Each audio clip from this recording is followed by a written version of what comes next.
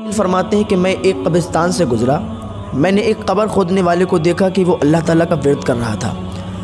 लेकिन उससे पहले लोगों ने उसे देखा कि वो नशा करता था, शराब पीता था, कभी नालियों में पड़ा है तो कभी कब्र खोद के कब्रिस्तान में कहीं गिरा हुआ है, कहीं किसी कब्र में लेटा हुआ है। लेकिन उस दिन जब मैं गुज़रा तो मैंने उसे देखा कि वो अल्लाह ताला का विर्द कर रहा था, अल्लाह अल्लाह कर रहा था। मैंने उसे अपने करीब बुलाया, मैंने कहा इधर आ, ज़रा एक मुझे बात बता कि अभी तक तू नशा करता था और इतनी जल्दी तेरे अंदर यह तब्दीली कैसे आई, आज अल्लाह ताला का विर्द कर रहा है। तो वो कहने लगा, हुजूर मैं एक बात से मैंने सबक हासिल कर लिया और मैं अल्लाह ताला का फर्मा बरदार बंदा बन गया, और इतना सच्चा, इतना पक्का कि अब मेरी एक टाइम की भी नमाज नहीं छूटती। मुस्लिम बिन अकील फरमाते हैं, वो ऐसा कौन सा वाक़या तेरे साथ पेश आया कि जो तू इतना सच्चा पक्का अल्लाह ताला का फर्मा बरदार बंदा बन गया, नमाजी बन गया और अल्लाह ताला का विर्द कर रहा है। वो कहने लगा, हुजूर एक मर्तबा मैं कब्र खोद रहा था और मैंने 3 कब्रें खोदी। 3 कब्रों को खोदने के बाद मैं आराम करने लगा। उतनी देर में मैंने देखा कि फ़रिश्तों की टोली उतरी। फ़रिश्ते ज़मीन पर आए और कब्रों के पास खड़े हो गए। उनमें जो एक हेड फ़रिश्ता था, जो बड़ा फ़रिश्ता था ओहदे में, तो उसके हाथ में रजिस्टर था और वो और फ़रिश्तों को बता रहा था कि ये जो कब्र है पहली वाली, ये एक अल्लाह ताला के नेक बंदे की कब्र है और इस कब्र को नीचे से 12 कोस लंबी कर देना, ऐसी कर देना कि इसमें जो मुर्दा दफन हो उसको कोई तकलीफ़ ना हो, ये अल्लाह ताला का नेक बंदा इसमें आएगा। फिर कहा, दूसरी कब्र के पास जब वो गए तो उनमें से वही फ़रिश्तों का सरदार हेड फ़रिश्ता बोला कि ये जो कब्र है इसमें अल्लाह ताला का नेक बंदा आएगा, इसको 40 कोस तक फैला देना, नीचे से 40 कोस तक इसको लंबा कर देना। इतना कहने के बाद वो आगे बढ़ गए। दूसरी कब्र में जब गए, दूसरी कब्र के पास जब गए तो वो फ़रिश्ता बोला कि ये जो कब्र है ये अल्लाह ताला के नाफरमान बंदे की कब्र है और ये गुनाहगार बंदे की कब्र है और इसमें अज़ाब होना है, और इस कब्र को इतना मिला दो, इतना मिला दो कि इस मुर्दे की एक पसली इधर आ जाए और इधर की पसली इधर आ जाए, इस पे अज़ाब होना है अल्लाह ताला का। जब मैंने ये सुना, हैरान कि ये मामला क्या है। फिर मैं थोड़ी देर बैठा रहा। मैंने देखा कि एक जनाज़ा आ रहा है, उसके साथ सिर्फ 7 लोग हैं। 7 लोग एक जनाजे को ला रहे हैं। जब 7 लोग एक जनाजे को लाकर उन्होंने पहली कब्र में दफन कर दिया और दफन करने के बाद जाने लगे तो मैंने एक का हाथ पकड़ लिया। मैंने कहा, भाई ज़रा ये तो बताओ, क्या ये आपका रिश्तेदार है?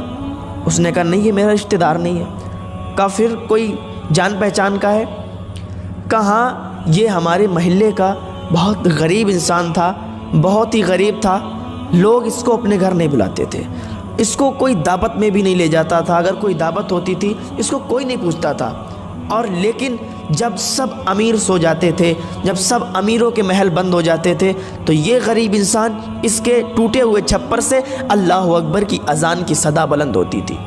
ये नेक बंदा था अल्लाह ताला का मुबारक हो, तुमने नेक बंदे को कब्र में दफन किया है, ये जन्नती है, इसको जन्नत की बशारत मिल गई है। मैंने खुद अभी फ़रिश्तों के मुँह सुना है। वो लोग खुश होकर चले गए। फिर कहा, मैं बैठा रहा।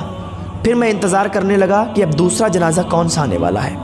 जब दूसरा जनाज़ा आया तो उस जनाजे में फ़कत 4 लोग एक जनाजे के साथ आए।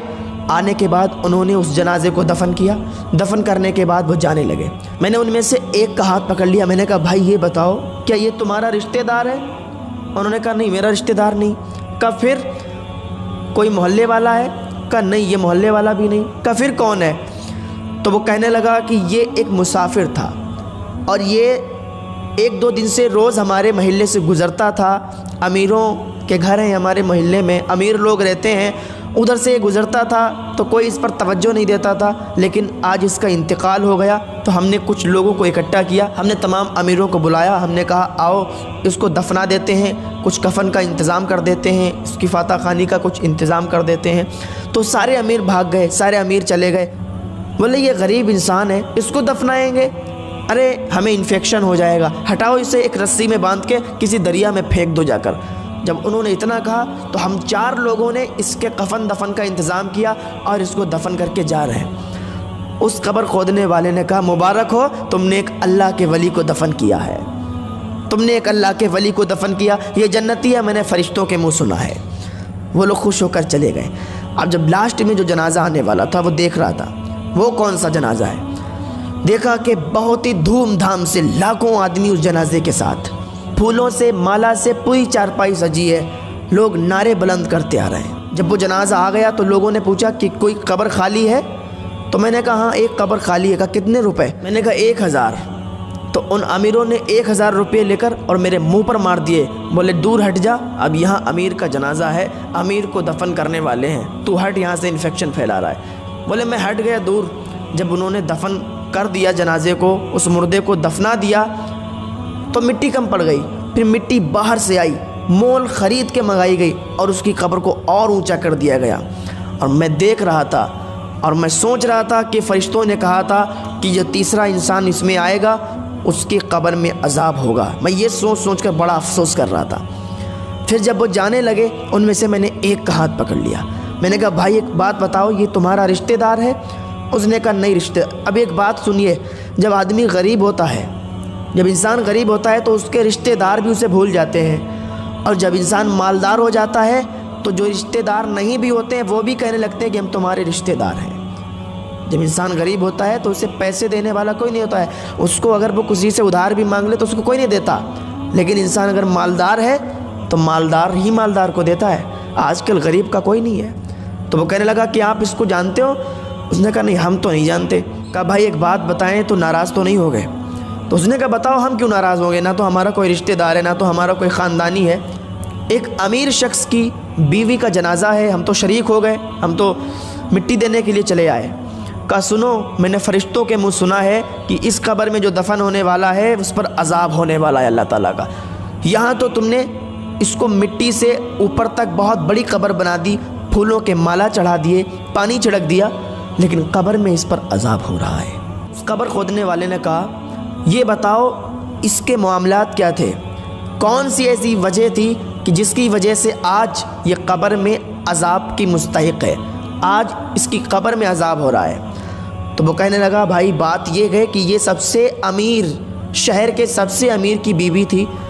महल्ले की गरीब बच्चियां इसके दरवाज़े पर अगर आती थीं और कहती थीं कि चलो आज हमने हुजूर की महफ़िल सजाई है, आज हमने ज़ोहर के बाद या असर के बाद हमने हुजूर की महफ़िल सजाई है, चलिए हमारे घर, आप अमीर घर की बहू हैं, आप हमारे घर आएंगी, हमारी इज़्ज़त में और 4 चांद लग जाएंगे।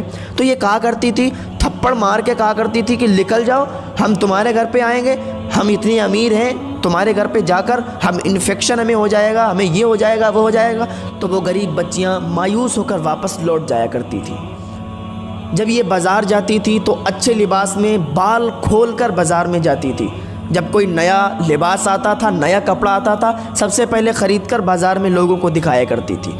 कोई नई चप्पल आती थी, सबसे पहले ख़रीद के गरीबों के सामने दिखाती थी कि हमने ये पहना, हमने ये किया, हम इतने अमीर हैं। अपनी अमीरी को लोगों के सामने ज़ाहिर करती थी, लेकिन इसको ये नहीं मालूम कि गरीबों पर इसका क्या असर पड़ता था, और इसकी यही हरकत थी। और एक बात सुन ले, एक औरत 4 मर्दों को जहन्नम में लेकर जाएगी। एक बात कान खोल कर सुन लें, एक औरत 4 मर्दों को जहन्नम में लेकर जाएगी। अब आपका सवाल होगा कि वो कैसे? तो सुनो, एक औरत सबसे पहले जब औरत गुनाहगार होगी तो वो 4 मर्दों को गिनाएगी और 4 मर्दों को वहाँ सज़ा दिलवाएगी।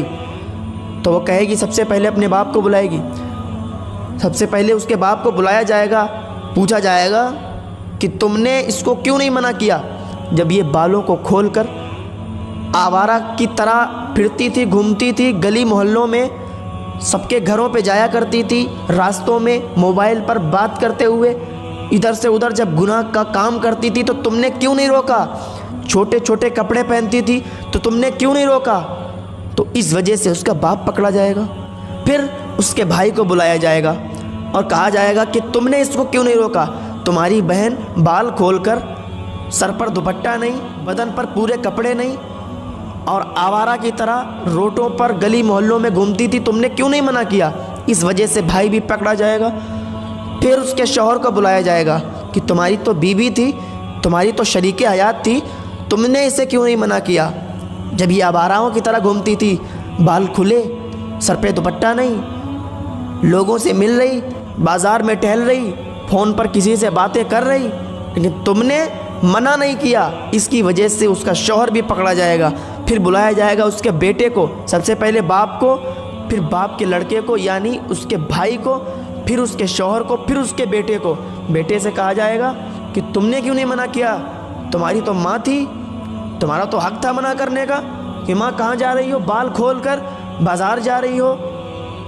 आजकल इतनी बेहयाई हो गई है कि अमीर घरों की बच्चियां, अमीर घरों की औरतें आवाराओं की तरह घूमती हैं, बदन पर पूरे कपड़े नहीं, सर पर दुपट्टा नहीं, और आवारा की तरह बाहर घूम रही हैं। हिसाब लिया जाएगा, हिसाब। कल मैदान महशर में पता चलेगा कि यह हम लोग बताते बताते थक गए, यह हमारी जिम्मेदारी है कि आपको बताया जाए, लेकिन हम लोग बताते, आप लोग अमल नहीं करते। हम बताएं, आप अमल ना करें तो हमारी पकड़ नहीं है।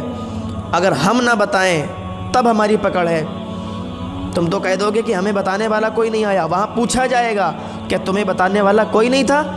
तो उस वक्त हम भी वहाँ गवाही दे सकते हैं, हाँ हमने बताया था। वो इंसान कहने लगा कि आज इस पर जो अजाब का सबब बना है, आज जो इस पर अजाब हो रहा है, वो इसकी करतूतें हैं। ये अमीर बन के गरीबों को बहुत गिरा हुआ इंसान समझती थी, और इसी की वजह से, इसके तकब्बुर की वजह से आज इसे इसकी कब्र में अजाब हो रहा है।